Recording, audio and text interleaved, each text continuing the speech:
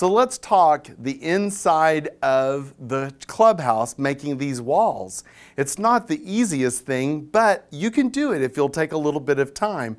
It starts with 4 pieces of construction foam panels. That's the 8-foot by 4-foot panels. They're blue and you get them at Lowe's.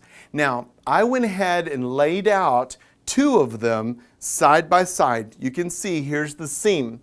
So 2 of them side by side, and when I laid them out on the ground, I measured down a couple of feet on one end, and from the top of this one down a couple of feet, I drew a line, or actually you take a piece of tape and stretch it between that, and that'll give you a straight line and cut it. Now you may not want this angle, but I was trying to make the thing look larger, trying to make it look extended out, because these panels are not cheap, and I thought, well, I could stretch my budget as well by just cutting that edge. So that's totally up to you.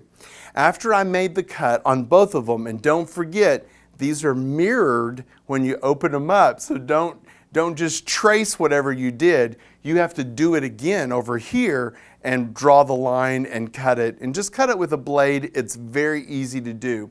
Then come back with some spray paint, and I used some dark brown. I had a little bit of a trigger thing that I bought to put on the spray paint can, and those are super cheap, and it really helped me hold it. And what I did was I went straight down the wall, holding it close. It'll be very key to understand there's plastic film that is on this, and you need to pull that film off so that the spray paint can actually penetrate right here on the foam, and it'll eat out the foam just a little bit, and it'll give you this nice dark line and this texture as well. So you'll want to do that and paint that line. Then after you've painted all of those, you'll come back and do the little cross ones as well. Then come back with a roll, with a small roller. It was really just this width. I laid it on the table, and I rolled this tan latex paint right over the top of it. So that way it would have the wood color, and after that dried, I could come back and put the wood grains on.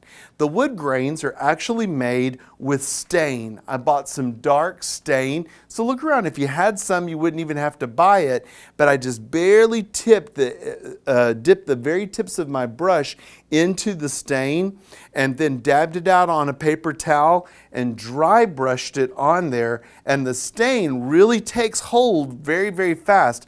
And so you can see a little bit at first I got kind of overzealous and it kind of bled a little bit, and I knew I needed to dab it more, and I needed it to leave streaks, because the streaks is what I was going after to create that wood look. And so it was those 3 things that I did in this process: the spray paint, and then come back and paint it with a roller, latex paint, and then come back with the stain and touch it up with that so it'd have the streaks.